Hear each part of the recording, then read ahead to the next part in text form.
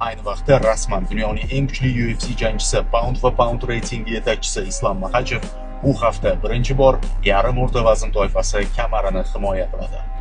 Yilning eng kutilgan janglaridan biri kelayotgan yakshanba tongida bo'lib o'tadi.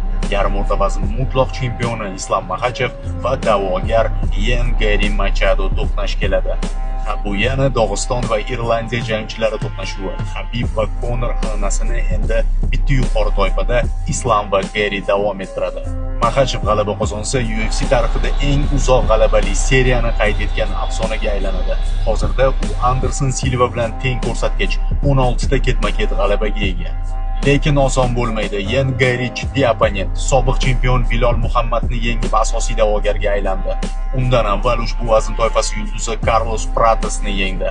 Faqat bitta mag'lubiyatini Prime'dagi Shavkat Rahmonovdan ochkolar bo'yicha qabul qilgan. O'sha jangdan keyin Shavkat jarohat olib uzoq muddatga safdan chiqdi. Ian Islomning faoliyatidagi eng baland bo'yli raqib 191 cm. Ba'zisi boks, shuningdek, dzyudo bo'yicha qora belbog' sohibi.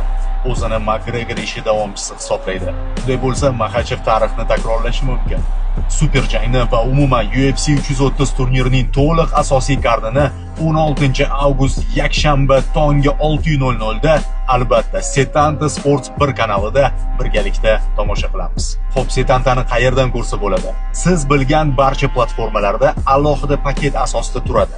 Masalan, ITV, Telekom TV, Kinom, TV.com va 30 ga yaqin boshqa platformalarda Setanta Sports 1 va Setanta Sports 2 telekanallari bor. Jarayonga kelsak, albatta Ian Rich, ya'ni uzun qo'llar hisobiga masofadan zarbalar yo'llaydi.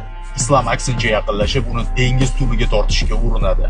Agar erta raundlarda Gary finish qila olmasa, Makhachevning o'yiniga ko'nishga majbur. Demak, men janglarni Setantada sharhlashga tayyorgarlikni boshlab yubordim. Siz ungacha izohlarda favoritni yozib qoldiring.